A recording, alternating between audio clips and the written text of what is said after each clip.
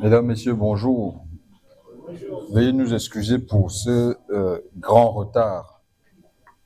Comme j'ai dû expliquer à votre délégué, nous étions coincés dans les embouteillages. Ça fait près d'1h30. C'est pas évident.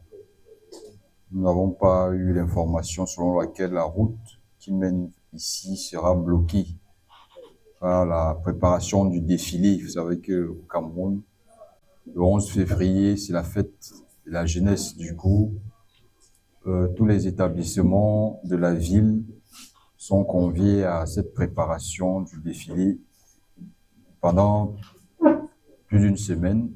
Du coup, ils prennent toute une artère de la ville et puis on bloque l'artère de 9h45 à 11h45. Du coup, vous arrivez à ce moment-là, à cette heure-là, comme c'était le cas. C'est-à-dire, je suis arrivé là autour de 9h50 et puis il fallait attendre que ça finisse. À la réalité, parce que la façon dont on roule, c'est plus qu'une tortue. Bien, ceci étant, nous allons tout de même avancer avec notre cours. Alors, hier, nous nous sommes arrêtés, nous avons fini avec les facteurs de la politique étrangère. Aujourd'hui, et le peu de temps qui nous reste, nous allons continuer avec les acteurs et ressources de la politique étrangère.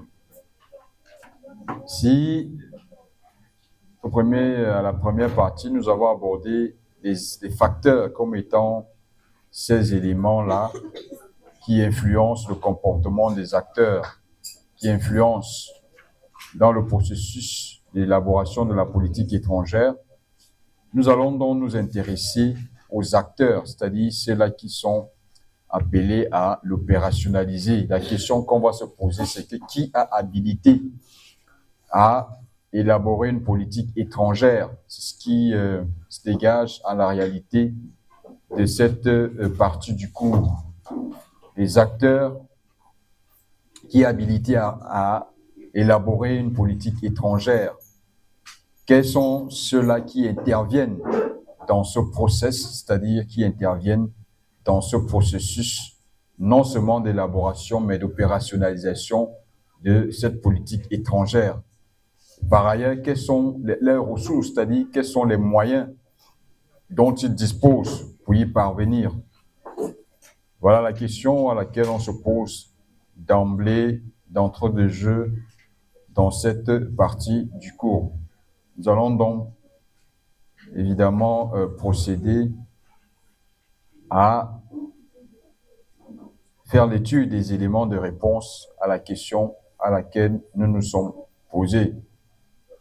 Eh bien, nous constatons donc que la politique étrangère est avant tout une politique publique gouvernementale mise en œuvre pour des fins de contrôle et de maîtrise de l'international.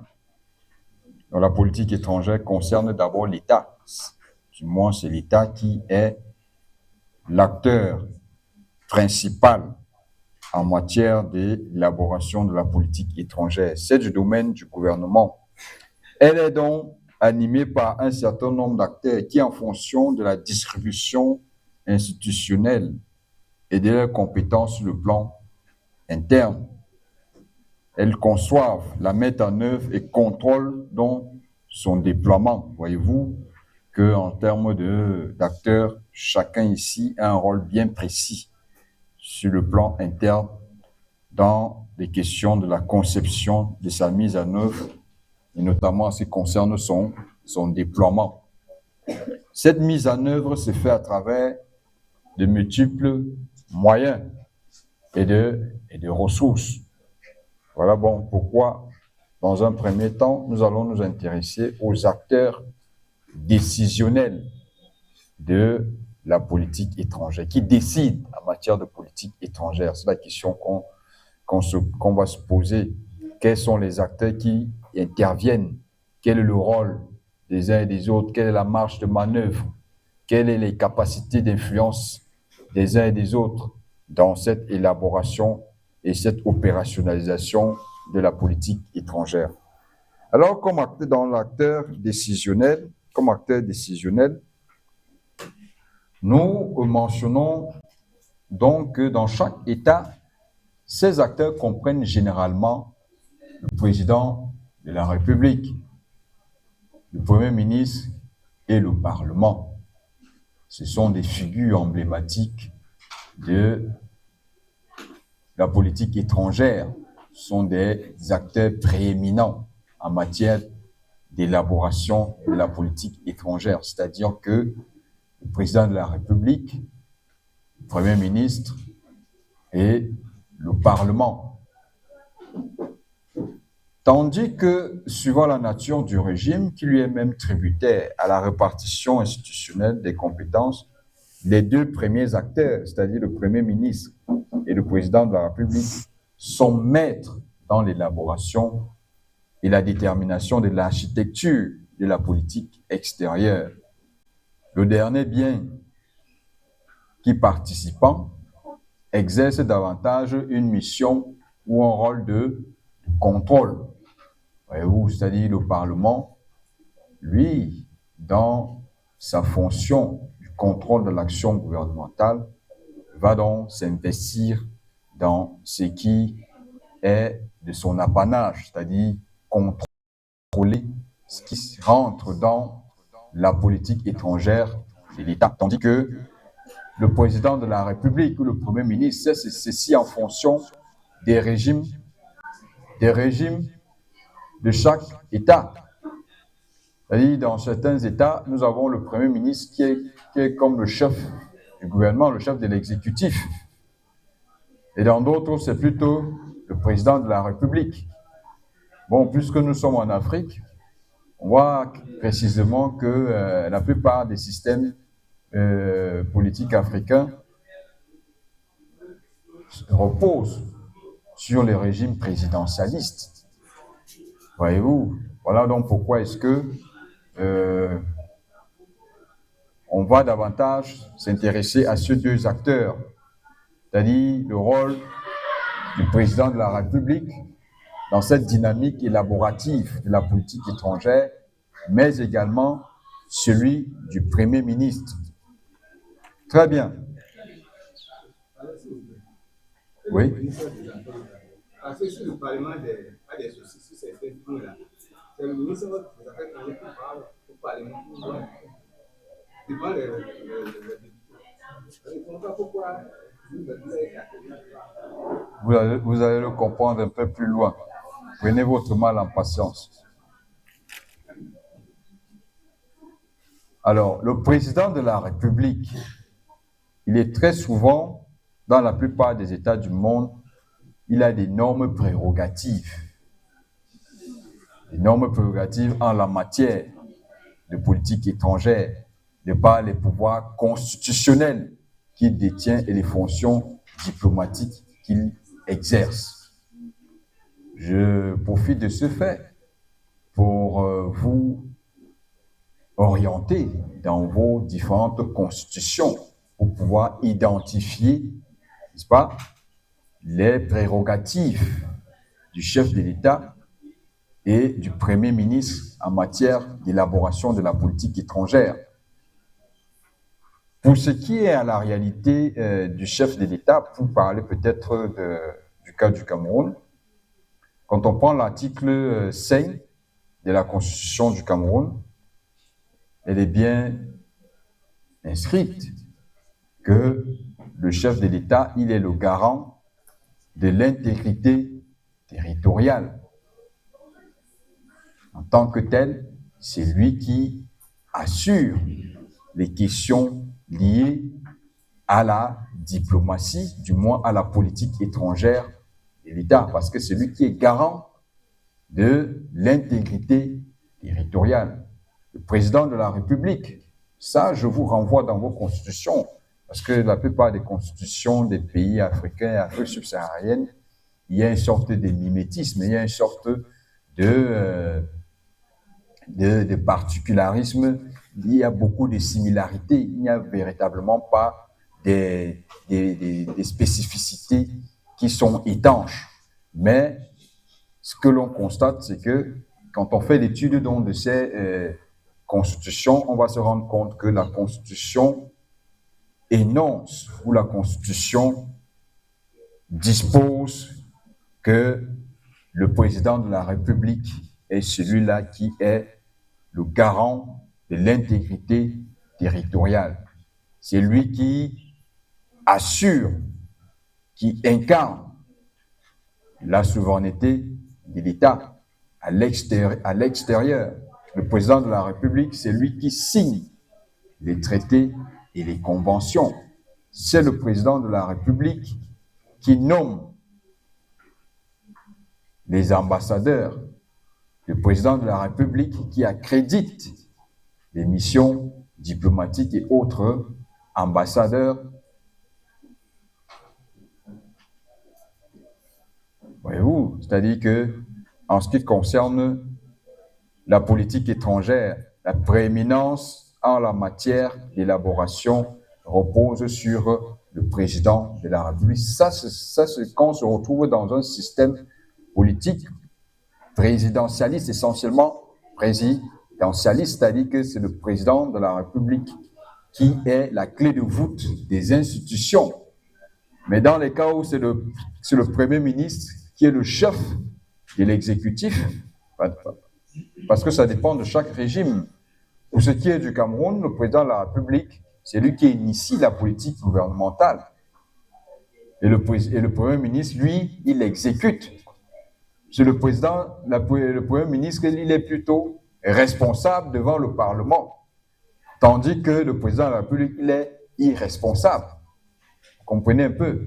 Il élabore une politique étrangère, mais c'est le Premier ministre qui est censé l'exécuter parce qu'il est le chef du gouvernement. Il me semble que c'est le cas dans plusieurs des constitutions des pays africains. Donc le président de la République, quand il faut parler des acteurs décisionnels prééminents en matière d'élaboration de la politique étrangère, c'est le président de la République ou le Premier ministre en fonction des régimes de chaque État. Ça, il faut le préciser. Si vous allez en France, ce n'est pas le cas. En France, c'est un rôle qui est partagé entre le président de la République et le Premier ministre. Le Premier ministre, à la réalité, qui est le chef de l'exécutif, qui constitue lui-même son gouvernement. Tout repose sur lui. Pourtant, le président de la République, si lui, il représente la figure extérieure de l'État, mais on a dû constater que durant, par exemple, le mandat présidentiel de Jacques Chirac et Mitterrand, il y avait une sorte de hiérarchie entre les deux personnalités. L'une issue de la droite, c'est-à-dire la droite de l'époque, c'est-à-dire lui issu de la droite, l'autre issu de la gauche, c'est-à-dire le président Chirac issu de la droite, du parti de la droite, et Mitterrand issu plutôt du parti socialiste, parti de la gauche, ce qui posait des problèmes au niveau de la représentation, où effectivement chacun essayait de faire prévaloir, n'est-ce pas, ses prérogatives en matière de politique étrangère. Ils se retrouvaient donc souvent dans plusieurs conférences ensemble, c'est-à-dire que où le président de la République doit être seul, il est plutôt avec son Premier ministre.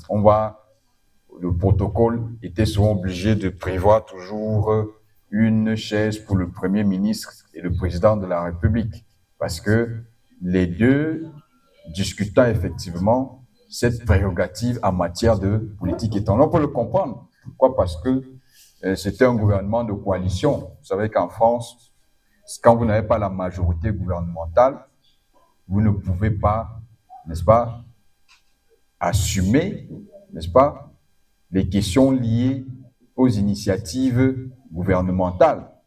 Quand c'est au niveau du Parlement, c'est plutôt le Parlement, je veux dire, c'est plutôt un parti qui n'est pas au pouvoir, qui a un certain nombre de majorités au Parlement. Voyez-vous, c'est lui qui constitue le gouvernement.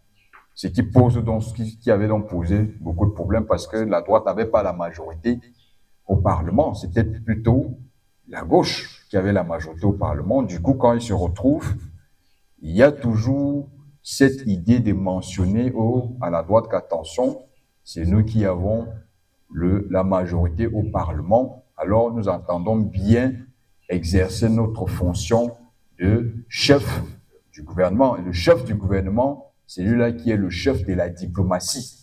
Chef de la diplomatie,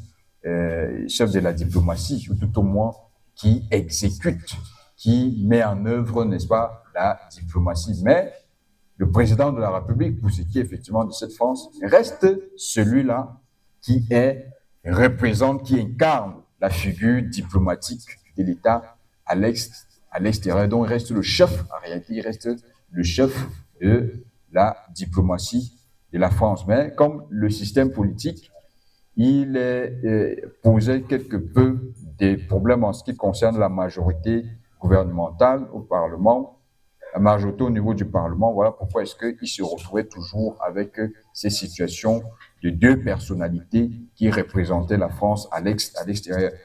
Précisément pour ce qui est des pays africains, notamment des pays d'Afrique subsaharienne, leur diplomatie, ou tout au moins leur politique étrangère, est souvent l'œuvre du chef de l'État. C'est le chef de l'État qui initie l'élaboration de la politique étrangère. C'est lui qui donne le ton, c'est lui qui accrédite les ambassadeurs, c'est lui qui signe les traités, c'est lui qui vient à parapher les traités à l'extérieur. Voyez-vous? Donc, voilà le rôle prééminent donc, du président de la République en matière d'élaboration de la politique étrangère. Donc, quand on parle de la politique étrangère d'un État, c'est le président de la République qui est celui-là habilité à prendre toutes les décisions concernant la politique étrangère d'un État. Je pense que c'est le cas dans plusieurs des pays africains. Quand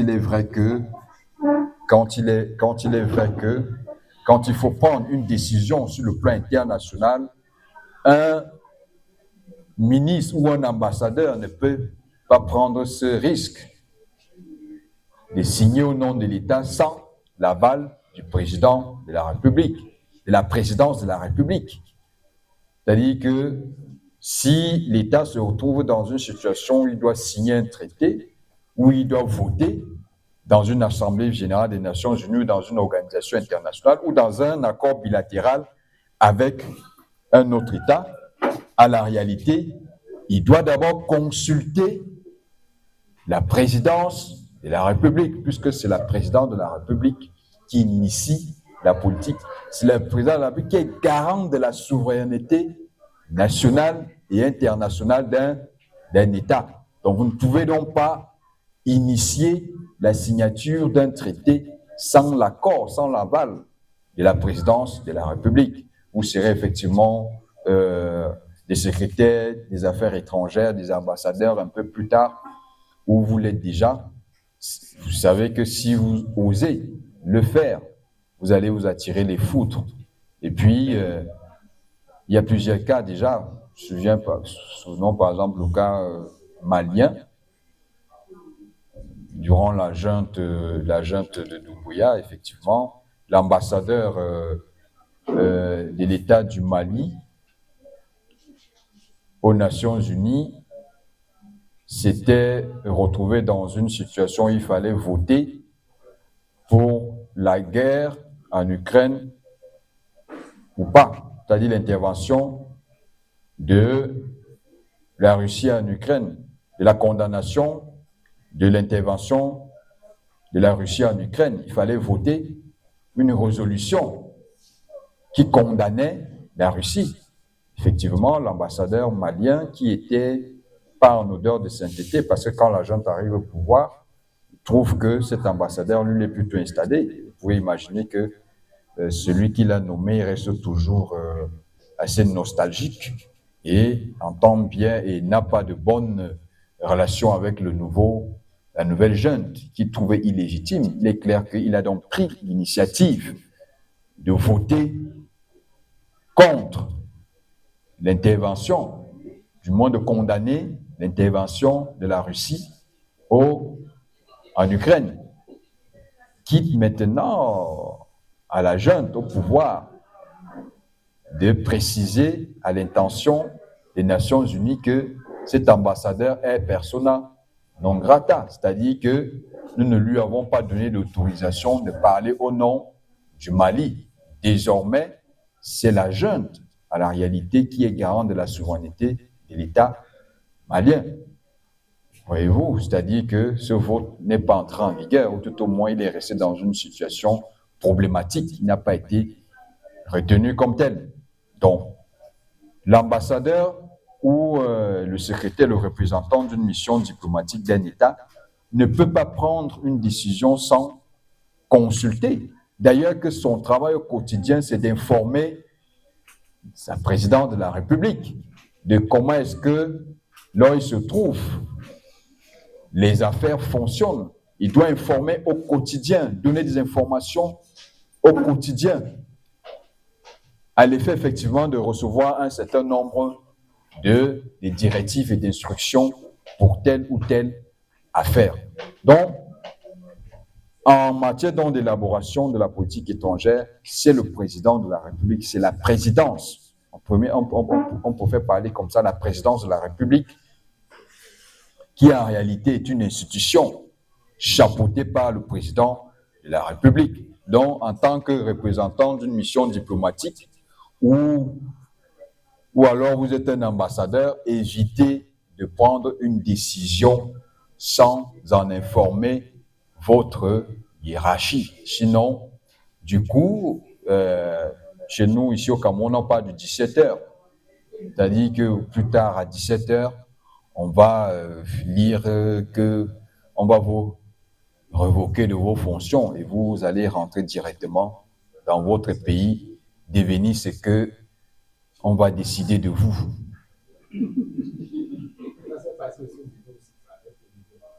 Voilà. L'ambassadeur du Niger, Oui. il avait suivi Gérard Thiago pour inaugurer une infrastructure dans une région proche de la frontière du Bénin. Donc, lors de cette cérémonie, il a pris la parole. Il a dit que Pascal Talon regrette quoi. Et il présente ses excuses au président Thiaré et au peuple nigérien pour le fait qu'on a fermé la frontière après la décision de CEDEAO. Il a dit ça. Le soir même, le ministre des Affaires étrangères est arrivé à la tribune nationale pour dire qu'aujourd'hui, là, est une mission constitutionnelle. Il est rentré au pays. Il lui donne 48 heures pour monter la frontière. Voilà. Le jour-là, le soir, là, voilà. Vous voyez donc que l'ambassadeur ou le représentant d'une mission diplomatique est lié à la présidence de la République. Ne faites pas cette erreur-là. Beaucoup le font par conviction, j'ai mes convictions, etc. Je vais voter. Non. Vous ne pouvez pas, au moment où vous allez même voter, on est déjà au courant que, mais attention, qu'est-ce qui est en train de se passer? S'il y a les renseignements extérieurs, tout ce que vous faites en tant qu'ambassadeur, vous rendez compte, on rend aussi compte de tout ce que vous faites. Donc, ne vous dites pas que vous êtes à l'abri de quoi que ce soit. Ne commettez jamais cette erreur. C'est la présidente de la République qui initie la politique étrangère. C'est lui qui chapeaute, n'est-ce pas, l'élaboration de la politique étrangère. À côté donc du président de la République, pour des régimes politiques présidentialistes, nous avons le Premier ministre. Le Premier ministre qui est chef du gouvernement. Alors, le Premier ministre se situe très souvent en position de retrait relatif en matière de politique étrangère, qui est d'abord un domaine présidentiel. La politique étrangère, c'est d'abord un domaine présidentiel. Toutefois, la position de retrait n'est pas synonyme d'exclusion ni de marginalisation. Même s'il n'a pas l'initiative en matière de politique extérieure, qui est une prérogative du chef de l'État, le Premier ministre participe pleinement en sa qualité de patron du gouvernement. à l'orientation et à la mise en œuvre de la politique étrangère de l'État. Donc, il met en œuvre la politique, il met en œuvre les directives et les instructions du chef de l'État. Il dispose donc des pouvoirs dérivés et des fonctions spécifiques en la matière, de même que d'un statut diplomatique prééminent en tant que plénipotentiaire ès qualité. Ça veut dire que lui n'a pas besoin d'un passeport diplomatique. Sa fonction en elle-même lui donne déjà cet avantage, cette immunité diplomatique à intervenir effectivement dans des arènes ou des assemblées générales où l'État est appelé, n'est-ce pas, à exercer soit une fonction, soit une activité. Voyez-vous, donc le Premier ministre, c'est lui qui exécute la deuxième personnalité dans la politique étrangère d'un État qui a un régime présidentialiste, c'est le Premier ministre. À la réalité, c'est le Premier ministre. Mais les systèmes sont souvent différents, il y a souvent des problèmes au niveau des interactions. À la réalité, la deuxième personnalité en matière d'élaboration de la politique étrangère, je parle bien d'élaboration en matière de la politique étrangère, c'est le Premier ministre, parce que c'est lui qui est la deuxième personnalité appelée à exécuter en tant que chef du gouvernement les initiatives du président de la République sur les questions de politique étrangère. C'est lui qui représente à la réalité. Bien qu'au niveau du Cameroun, il y a ce qu'on appelle l'article 12, c'est-à-dire que le président de la République peut décider de désigner n'importe qui pour le représenter à l'extérieur. Il peut par exemple décider, je ne sais pas, un chef, un recteur, ou alors c'est lui qui désigne personne pour le représenter à l'extérieur. Ouais, l'article 12 de la Constitution, par exemple, du Cameroun donne cette possibilité-là à n'importe qui de représenter au nom du chef de l'État l'État à l'extérieur, de signer au nom de l'État. Mais le Premier ministre reste cette personnalité, la personnalité prééminente sur le plan du gouvernement, parce qu'il est le chef du gouvernement qui exécute, n'est-ce pas, la politique gouvernementale. Donc, c'est lui qui est garant en réalité de la politique étrangère. Voilà pourquoi est-ce qu'en France, en matière de politique étrangère, le Premier ministre va dire que c'est moi, parce que c'est moi qui exécute, c'est moi qui suis sur le terrain, c'est moi qui suis devant le Parlement. Le président de la République est irresponsable devant le Parlement. Vous voyez donc pourquoi est-ce que le Premier ministre, lui, il est constitué, il est comme une sorte de fusible. C'est-à-dire que le président de la République, il est là, le Premier ministre, lui, il est là. C'est-à-dire que c'est lui qui est toujours face au peuple. C'est lui qui est face au peuple. C'est lui face au peuple, c'est-à-dire face aux représentants du peuple devant le Parlement. Donc, c'est lui qui reçoit toutes ces pressions-là, parce que c'est lui qui est le chef du gouvernement. C'est vrai que c'est une incongruité que quelqu'un d'autre élabore une politique, alors que l'autre doit venir exécuter. Il y a vraiment une incongruité. Seulement, c'est le système, c'est comme ça que ça se passe, notamment dans les régimes présidentialistes, notamment les régimes présidentialistes des pays subsahariens. C'est qu'en Côte d'Ivoire, c'est un peu différent. Le Premier ministre, il a beaucoup plus de pouvoir. Si je me trompe, il a beaucoup plus de pouvoir. Il est un rôle de vice-président, si je me trompe, si je ne m'abuse.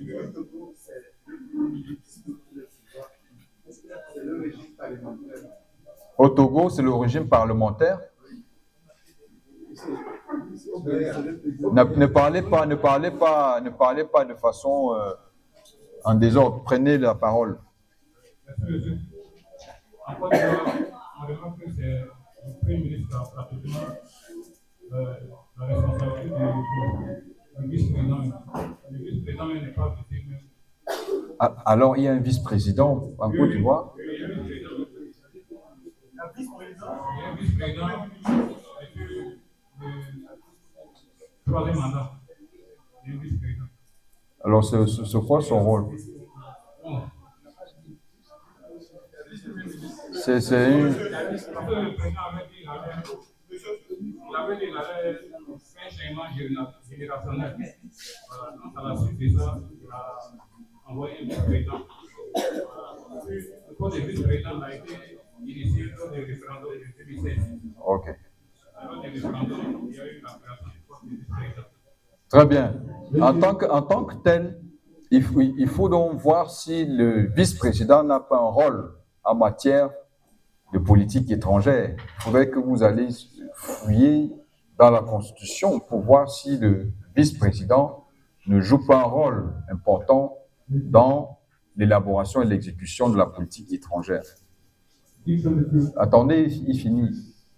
Monsieur, on constate que dans la politique étrangère, le Premier ministre est pratiquement visible que le vice-président. Sur la scène internationale, Oui. le Premier ministre fait beaucoup de sorties que le vice-président. D'accord. Donc, monsieur, selon en Côte d'Ivoire, selon la constitution de 2016 qui a été révisée en 2009, il y a le haut représentant du gouvernement, il y a le président, le vice-président, le premier ministre, et il y a en l'occurrence un vice-premier ministre qui peut être nommé en cas d'urgence où le premier ministre peut s'occuper des affaires extérieures et le vice-premier ministre peut s'occuper des affaires internes. Donc, en Côte d'Ivoire, vous verrez qu'il y a certaines. La position du vice-président est d'aller en urgence dans les cérémonies, dans les conventions, ou d'intervenir dans certains cas du pays, dans la situation où le président est occupé ou souffrant. Ce qui devait revenir au président de l'Assemblée nationale dans l'ancienne constitution.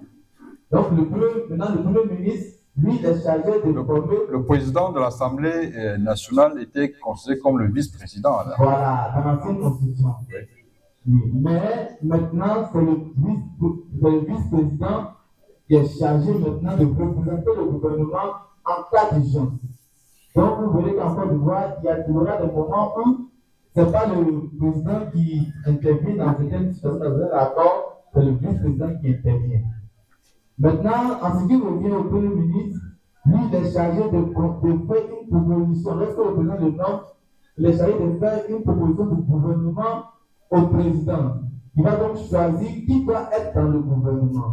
Au-delà de cela, maintenant, si le président voit que le Premier ministre sera très chargé dans le programme de l'année, il va lui confier un vice-premier ministre qui sera chargé alors des affaires internes et de la sécurité et de la défense du pays, et le Premier ministre sera chargé des affaires externes.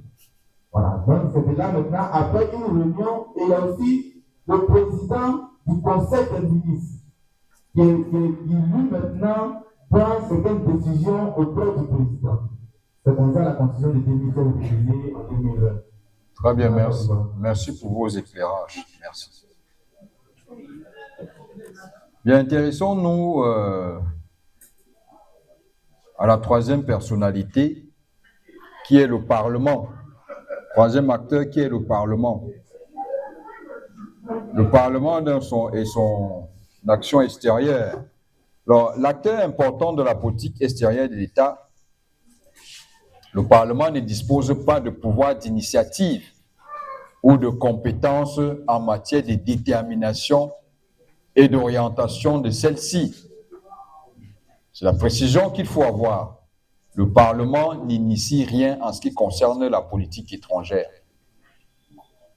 Elle est entièrement dévolue à l'exécutif. Le Parlement joue plutôt un rôle de veille, de contrôle et participe de ce fait à l'action extérieure de l'État. Donc le Parlement, à partir de sa fonction de contrôle de l'action gouvernementale, joue donc ce rôle de contrôle de l'action extérieure de l'État. Donc le Parlement dispose donc en matière de politique étrangère d'un certain nombre de compétences tout de même, parmi lesquelles l'habilitation législative du président de la République à adhérer ou à ratifier des accords et traités internationaux. Si vous faites attention, lors des sessions parlementaires ou des sessions extraordinaires, le Parlement peut se réunir de façon extraordinaire pour étudier, n'est-ce pas, un accord signé par l'État à l'extérieur, à l'effet de voir si on peut accorder la ratification au président de la République, de pouvoir le faire sur un traité qu'il a déjà eu à signer. Alors, il faut préciser qu'en matière de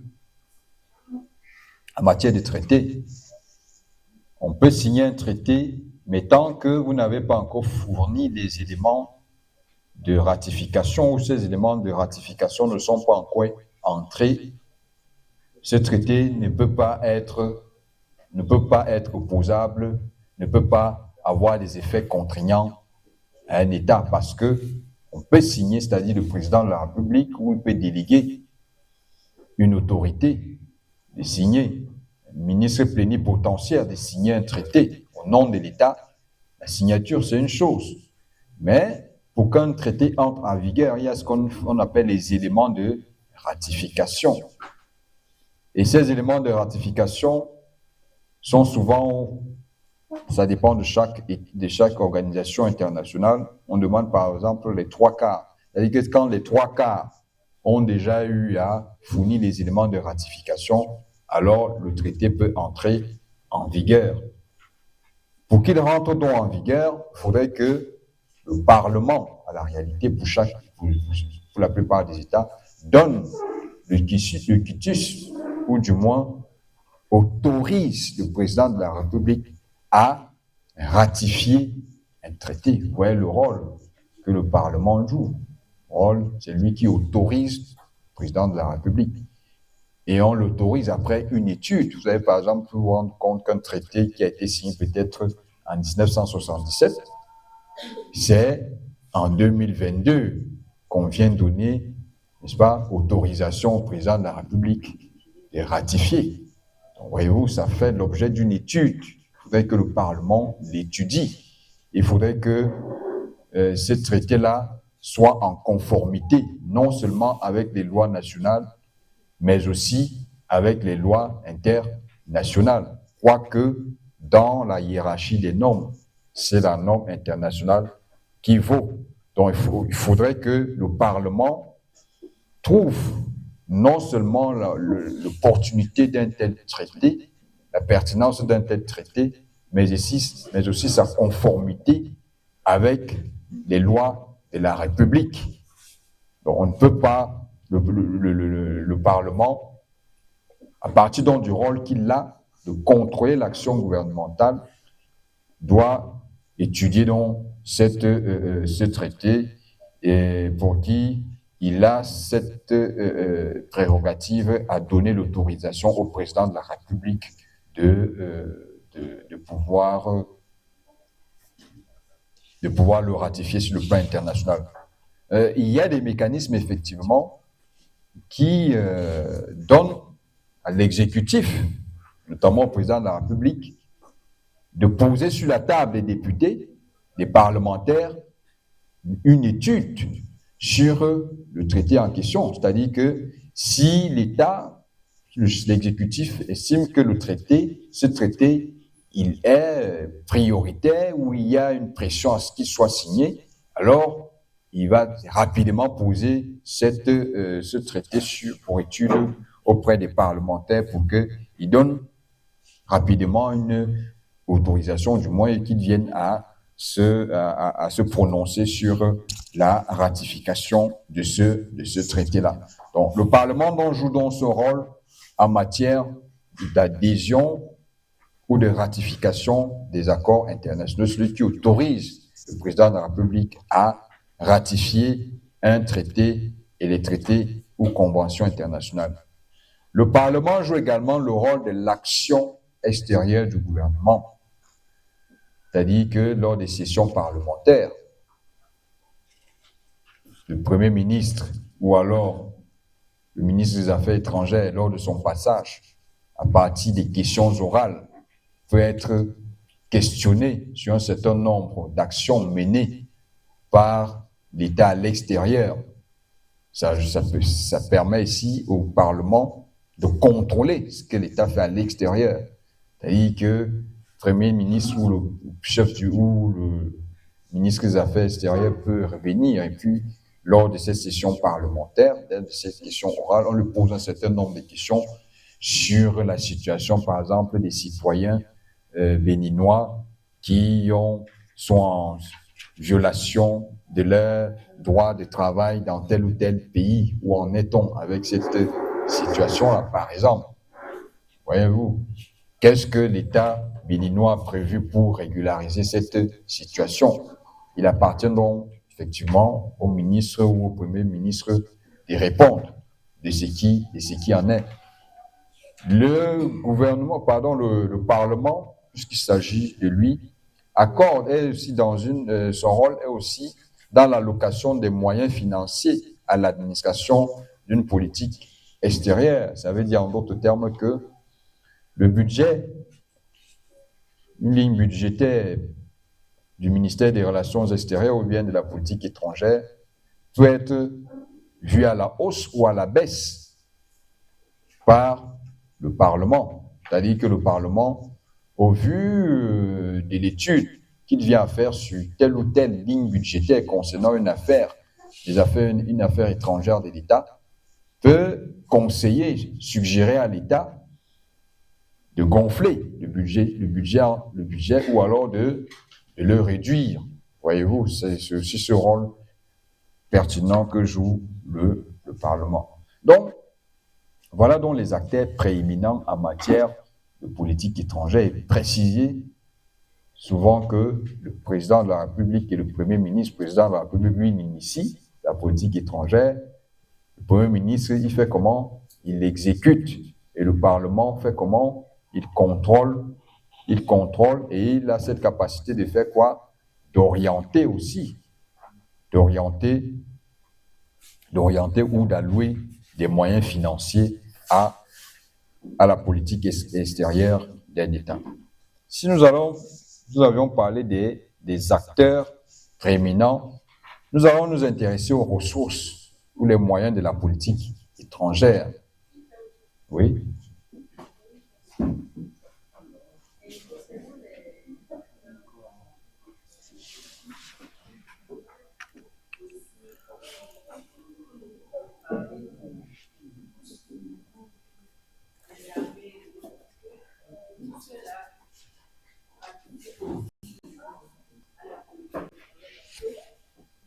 Vous avez un micro avec vous? Oui. Et l'État veut mener des enquêtes à l'international. Il a quand même besoin aussi l'armée, tomates, tout cela aussi. Très bien. Ce sont ces personnalités ou ces acteurs qu'on appelle les ressources ou les moyens.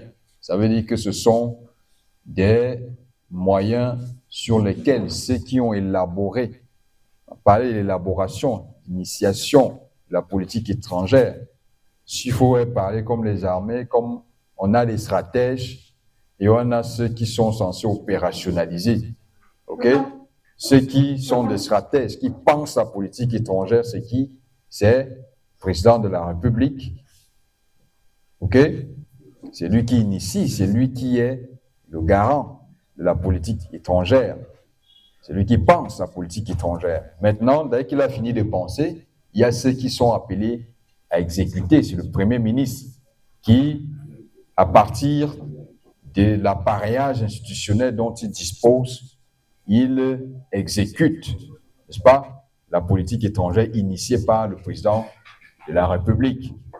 Et pour que ces idées soient opérationnelles sur le terrain, il faut des moyens, c'est-à-dire des moyens ou encore des ressources. C'est ça que nous allons voir dans cette partie.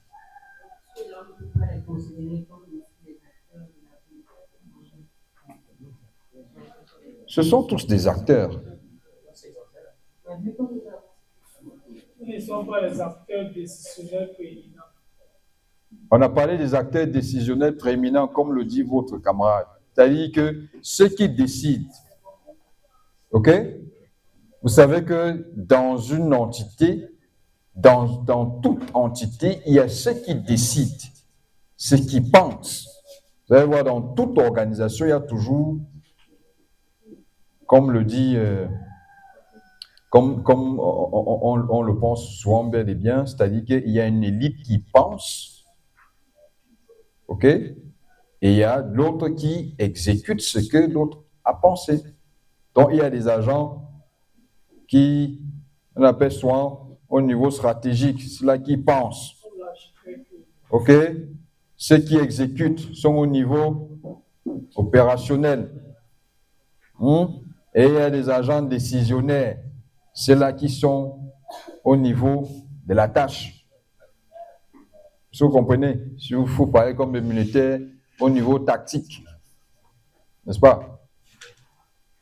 Voilà comment est-ce que ça se passe. Nous venons donc d'énumérer ceux-là qui pensent. C'est le président de la République qui pense la politique étrangère. Le Premier ministre, il l'accompagne dans l'exécution.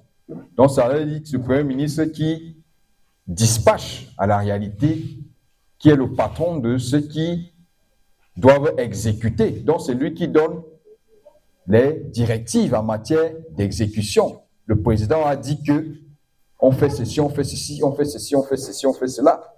Ça va donc être diffusé dans presque tous les ministères. Tous les ministères qui ont un rapport avec la politique étrangère, et généralement dans chaque ministère, il y a toujours une direction de la coopération, une direction toujours tournée vers l'extérieur. On s'appuie sur les directives du Premier ministre. D'accord? Les directives du Premier ministre qui a pris instruction auprès du président de la République. Est-ce que vous comprenez? Donc, les acteurs que nous allons voir tout à l'heure, là, ce sont des... On les a nommés ici les ressources. On s'appuie sur eux. Est-ce que vous avez compris? On va s'appuyer sur eux pour déployer, pour opérationnaliser la politique étrangère de l'État. Et donc, finalement, je pensais que les ressources concernées les moyens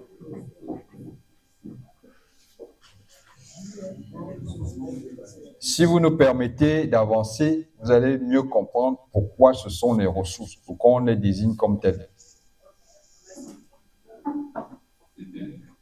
S'il vous plaît. Alors, quel est le pays qui n'a pas de... Mais la constitution, allez lire votre constitution. Votre constitution, s'il n'y a pas le premier ministre n'existe pas. Il n'y a pas de premier ministre. Ça veut dire que c'est le président de la République qui assure, n'est-ce pas? N'est-ce pas le rôle d'initiateur? C'est lui qui initie. Mais le président de la République ne peut pas faire tout. Le président de la République ne peut pas tout faire. Il a des moyens qui exécutent cette politique étrangère sur le terrain. Le président de la République ne peut pas être dans tous les forats, ne peut pas être dans tous les pays en même temps. Il a ceux-là qui vont assurer, n'est-ce pas, ces questions. Lui, il est juste là pour penser. Il souhaite que, par exemple, que le Bénin ait une ambassade aux États-Unis. Maintenant, il voudrait que cela soit le cas. Il va donc mettre une mission à qui il va donner ces moyens-là d'aller voir la faisabilité. Comprenez un peu, ça c'est son souhait. Maintenant, c'est vous, il va vous désigner, allez voir la faisabilité d'avoir une ambassade aux États-Unis. Ça c'est la pensée. On va avoir une ambassade aux États-Unis, par exemple, pour s'attirer, n'est-ce pas, des investisseurs américains sur le territoire, ou alors nous avons beaucoup de ressortissants de ce côté qui ont des problèmes. Il faudrait bel et bien que, puisqu'ils apportent beaucoup au pays, il doit avoir, n'est-ce pas, une ambassade à partir de laquelle ils peuvent se retrouver, ils peuvent venir poser leurs problèmes, ils peuvent être coordonnés, les intérêts peuvent être coordonnés à partir de cette ambassade. Si vous comprenez. Donc le président de la République ne peut pas être partout et en même temps. Oui. Parce que j'ai eu à lire quelque part que le garant, celui qui est la main dans la politique étrangère, c'est le président. Mais l'exécution, sinon celui qui a suivi son exécution, c'est le Premier ministre, le ministre des Affaires extérieures. Alors, je voulais savoir, puisque vous dites que c'est le Premier ministre, quel est alors le rôle du ministre des Affaires extérieures? Très bien, laissez-nous poursuivre. Vous saurez précisément quel est le rôle du ministre des Affaires étrangères. Alors, il faut le préciser, hein, ça dépend de chaque, on a dit, chaque régime. Vous allez en France, on va vous dire que on appelle, s'il vous plaît, on appelle le ministère des Affaires étrangères français comment? Le ministère, comment on appelle le ministère des Affaires étrangères français? Le Quai d'Orsay. Le Quai d'Orsay. Le Quai d'Orsay est le chef de la politique étrangère de la France. C'est lui qui est la figure emblématique de la politique étrangère de la France. Quand on parle de politique étrangère, c'est le Quai d'Orsay. On se retourne vers le Quai d'Orsay. C'est le Quai d'Orsay qui est sur le terrain. Est-ce que vous comprenez? Les affaires extérieures de la France, c'est le Quai d'Orsay. Mais celui qui initie, c'est... Est-ce qu'on comprend? Lui, il est à ce niveau. Il voudrait plus de présence en Afrique. Alors, il va se tourner vers qui? Vers le Quai d'Orsay, pour voir la faisabilité. Est-ce que c'est possible qu'il y ait encore une présence en Afrique? Le ministre, lui, le Quai d'Orsay, le chef du Quai d'Orsay, lui, il est l'homme du terrain. Vous comprenez? C'est lui qui maîtrise toutes les affaires de la France à l'extérieur. On va le voir, hein, si on avance. La politique étrangère qui est principalement mise en œuvre par les autorités centrales de l'État et leurs représentants. L'éventail de ces représentants est large. Il comprend les fonctionnaires du ministère des Affaires étrangères. Est-ce qu'on comprend? Le ministère des Affaires étrangères sont les représentants des autorités centrales en matière de politique étrangère. Il comprend les fonctionnaires, on l'a dit, qui travaillent dans les ambassades, les consulats, les délégations auprès des organisations internationales et autres missions diplomatiques de l'État. Il inclut donc les membres de toutes les institutions de l'appareil gouvernemental. N'est-ce pas, madame? C'est-à-dire l'armée, les services de renseignement, parce que le renseignement intérieur et le renseignement extérieur, vous ne devez pas l'oublier. Il y a toujours le renseignement extérieur qui fait partie, n'est-ce pas, des moyens mis en œuvre par la présidente de la République pour exercer la politique étrangère. Donc le président de la République, en réalité, c'est l'homme le plus renseigné. Il est censé être l'homme le plus renseigné. Alors s'il y a coup d'État, ça veut dire qu'il n'a pas été informé. On a refusé de lui donner cette information. Et ceux qui étaient censés le faire, à la réalité, en savent beaucoup. Le renseignement extérieur. Parfois, on prépare à l'extérieur. Et puis, on donne le mot d'ordre, on exécute à l'intérieur. Donc, en tant qu'autorité, en tant que chef de l'État, vous devez avoir la maîtrise de votre appareil de renseignement extérieur. Et évidemment, on ne fait pas confiance à une personne, à deux personnes. On élargit son éventail pour mieux avoir l'information sûre.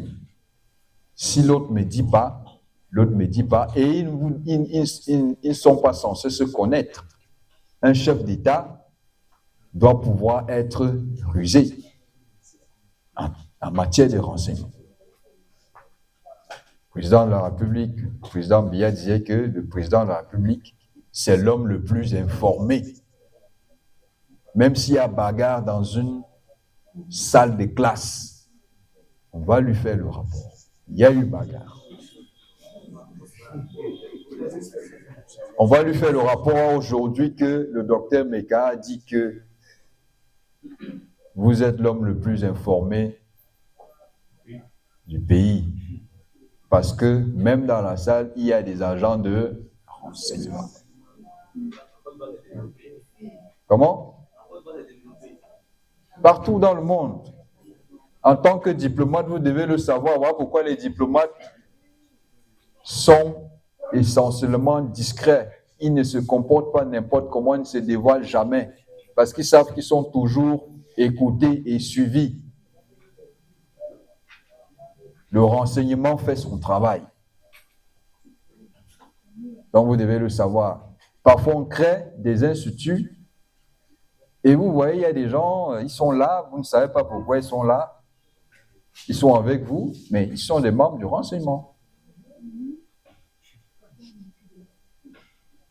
Mais c'est tout à fait normal, hein? Ne prenez pas ça comme étant quelque chose. C'est, dans le fonctionnement des institutions, ça doit être quelque chose qui ne doit pas vous surprendre.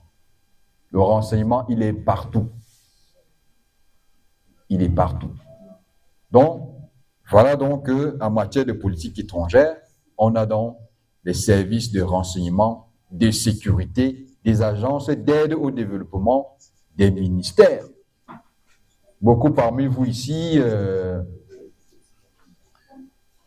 pensent à être des diplomates, oui. Mais ne pensez pas que vous tous vous serez au niveau du ministère des Affaires étrangères. D'ailleurs que, pour ce qui est du Cameroun, beaucoup de nos collègues et amis quittent le ministère des Affaires étrangères pour aller dans les ministères, exercer les fonctions de coopération extérieure qui se retrouvent dans tous les ministères. Donc, chaque ministère est une agence de politique étrangère. Alors, ils sont impliqués dans l'action internationale que mène l'État en dehors du circuit des missions diplomatiques. On a dit que la politique étrangère, ce n'est pas seulement la diplomatie. Tous les ministères sont concernés par la politique étrangère. D'ailleurs, tout le monde est concerné par la politique étrangère. Si vous dites quelque chose aujourd'hui qui peut entamer l'image du pays, voyez-vous, qui peut entamer ou qui peut rehausser l'image du pays, vous êtes considéré comme un ambassadeur du Cameroun, un ambassadeur de votre pays à l'extérieur. Donc tout acte que vous pouvez poser peut entamer l'image ou redorer l'image de votre pays. Enfin, il comprend toutes les personnes extérieures. On l'a dit, ce que j'étais en train de dire tout à l'heure. Toutes les personnes extérieures à l'appareil gouvernemental auxquelles les dirigeants politiques peuvent confier des missions internationales officielles ou officieuses, publiques ou secrètes, ad hoc ou prolongées. Par exemple, des universitaires, des chercheurs qui sont embauchés au titre d'experts dans des négociations commerciales, des gens d'affaires, des responsables d'ONG qui sont impliqués dans des projets de développement et de coopération économique. Dans cette section, précisément, nous allons nous intéresser au rôle du personnel des missions diplomatiques. Est-ce que c'est compris? Parce que nous sommes dans la filière carrière diplomatique. Alors, bien que le rôle des missions diplomatiques au sein des organisations soit devenu plus important au fil du temps, il est question ici de se focaliser sur les ambassades, les consulats, et on a des ambassades et consulats qui demeurent donc des instruments essentiels d'application de la politique étrangère des États. Des instruments essentiels d'application de la politique étrangère des États, c'est qui? Ce sont les ambassades et les consuls. C'est eux qui sont en première vue. Mais en tant qu'expert, vous devez savoir que tout le monde, toute entité peut être mobilisée dans le cadre d'une politique étrangère. La façon dont vous vous comportez au Cameroun, on est au courant. Dans votre pays, ça redore ou ça entame l'image de votre pays. Donc ne vous dites pas que non, l'histoire des affaires étrangères, là, c'est pour les autres. Vous êtes déjà des agents d'admission, de la politique étrangère de votre État. Du moment où on donne le visa, on ne donne pas le visa à n'importe qui. On fait d'abord une étude de votre moralité, de votre cursus. Là, vous posez la question, pourquoi on donne le visa à temps, on ne donne pas à l'autre? Il est question de l'image de l'État à l'extérieur. Ce dont vous êtes capable de faire à l'extérieur. Donc le renseignement a joué sur vous, sachez-le, pour que vous veniez ici au Cameroun. Donc, en tant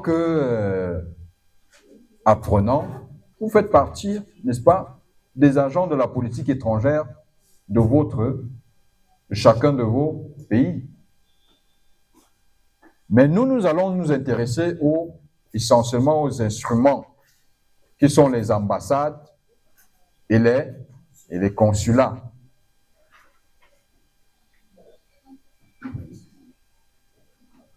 Commençons donc par le premier, qui est le ministère des Affaires étrangères, que vous cherchez tant dans la structuration des acteurs. Comment est-ce que le ministère des Affaires étrangères peut manquer dans cette affaire-ci?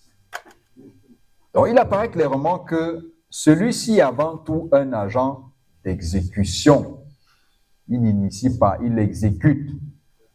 Un émetteur en scène d'une pièce rédigée par quelqu'un d'autre, c'est-à-dire le chef d'État.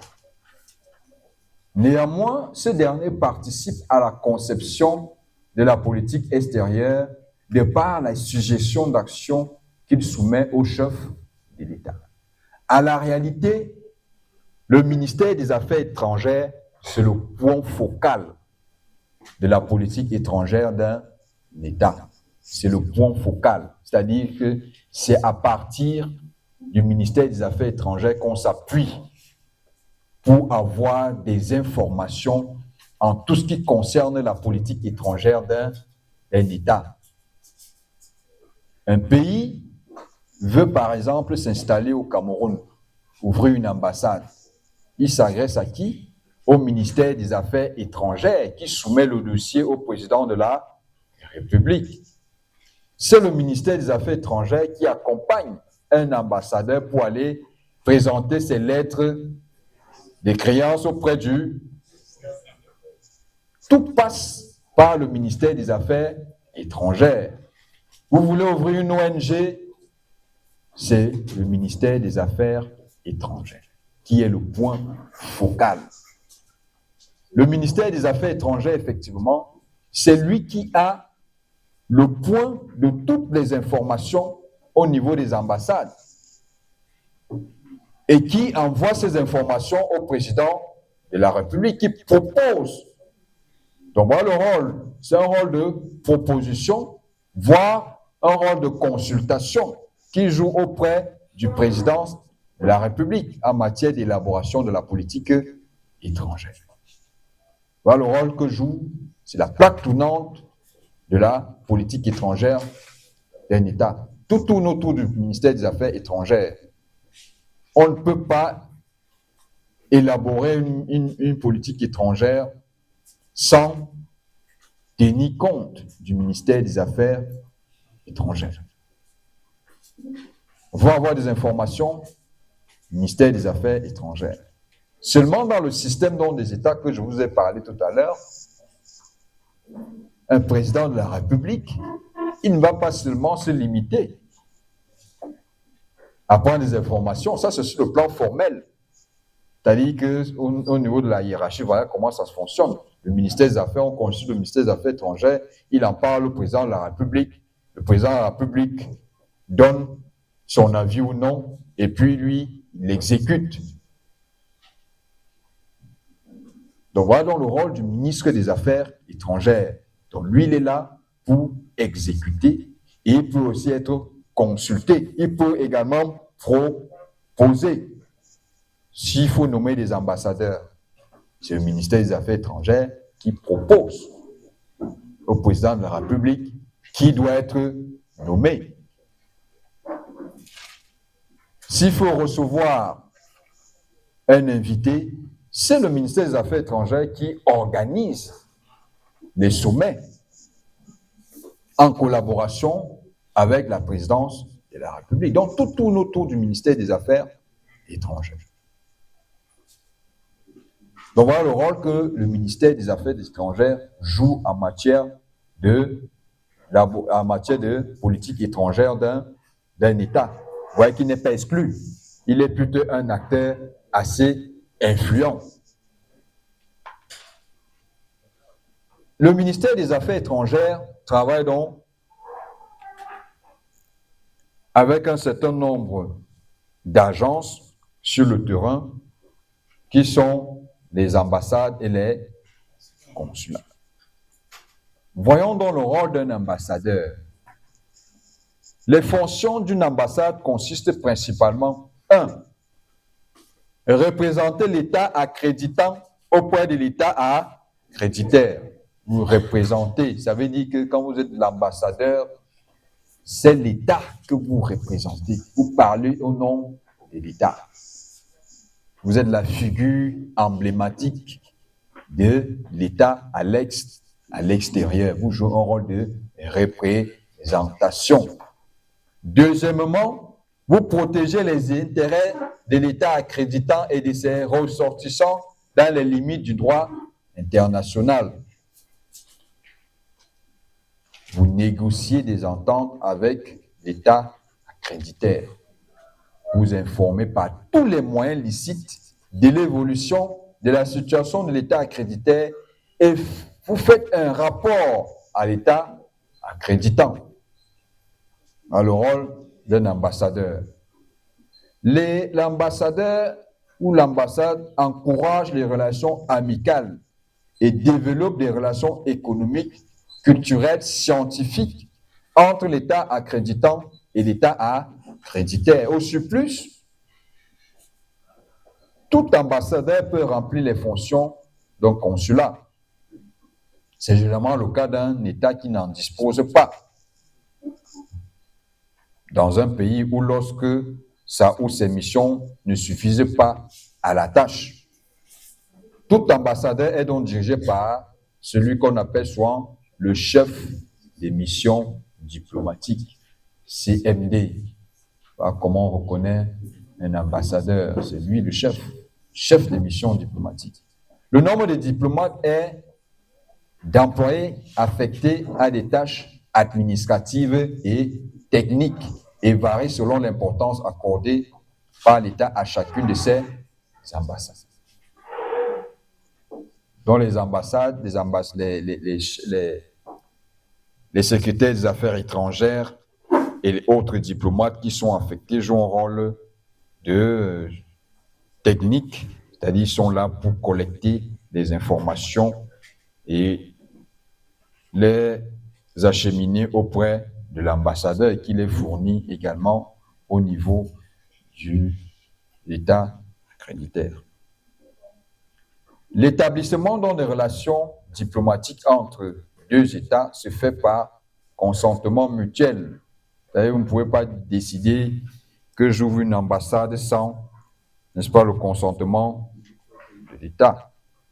Ainsi donc, un État peut poser des conditions à l'établissement de ces relations. On a vu le cas avec la Chine qui a exigé au Canada de s'engager par écrit de reconnaître officiellement que le gouvernement taïwanais, de reconnaître officiellement le gouvernement Taïwan avant d'accepter de nouer des relations avec Ottawa en 1970. C'est-à-dire que la Chine ne devait pas contester que, pardon, le Canada ne devait pas contester que Taïwan fait partie du territoire chinois. Moi, il ne doit pas soutenir Taïwan dans sa velléité d'indépendance. Voilà leur clause. En outre, tout État peut décider d'établir des relations diplomatiques de jure, c'est-à-dire sans ambassade ou de facto avec ambassade, avec un autre État. En fait, aucun pays ne possède des ambassades dans tous les pays du monde. Ce sont évidemment des États les plus riches et les plus influents qui ont le réseau le plus étendu. Vous pouvez donc imaginer que les États-Unis, ils ont les informations dans tout le monde, dont les ambassades sont un peu partout. Parce qu'ils sont riches. Je ne pense pas que ce soit le cas du Togo ou le cas du Bénin, comme moi, le cas du Cameroun ou du Tchad, d'avoir des ambassades, parce que c'est beaucoup d'argent. Et ça dépend aussi des relations que vous entretenez avec cet État. Si l'État, dans l'État en question, vous tirez profit, vous avez créé une ambassade, parce que l'ambassade, on va le voir, est beaucoup plus élargie dans sa palette de fonctions. La pratique se veut donc que lorsqu'il n'y a pas d'ambassade dans un pays, il confie à un État ami le mandat de protéger ses intérêts et ceux de ses ressortissants. Le rôle que la France a beaucoup joué dans le monde. Quand au jour d'aujourd'hui, vous nous dites déjà de partir. Elle vous a longtemps représenté parce que vous n'avez pas l'argent pour avoir les ambassades. Vous avez décidé de donner ce rôle à la France de pouvoir le faire, de vous rendre compte. Vous voyez que cette France aussi souffre entre vos mains. Hein? Cette France-là, quand même, se pose la question de ce qu'elle vous a fait. Pourquoi autant de haine avec tout ce qu'elle a eu à faire pour vous? Pourquoi autant de haine? Donc, en cas de guerre, un tel mandat est souvent confié à un pays neutre ou à une organisation humanitaire telle que la Croix-Rouge. L'ambassadeur n'est ni désigné que lorsqu'il est agréé par l'État d'accueil. Donc, chaque État peut donc décider du niveau, de l'importance de son ambassade, mais le pays hôte peut fixer des règles minimales à cet égard. En vertu donc du principe d'extraterritorialité, chaque État exerce une pleine souveraineté sur le territoire et l'édifice de son ambassade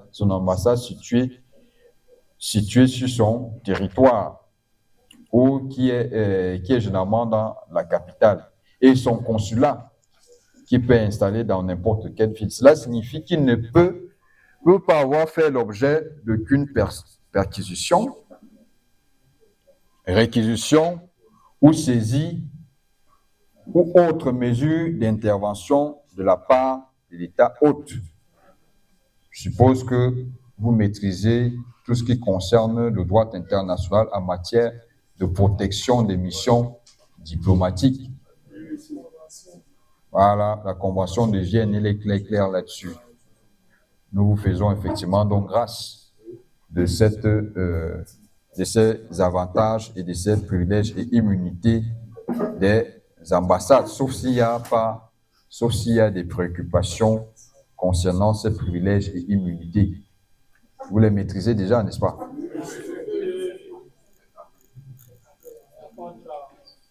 D'accord, il n'y a pas grave, comme on dit en Côte d'Ivoire.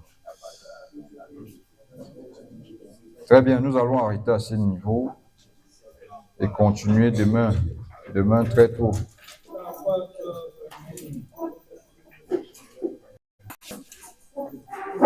Oui.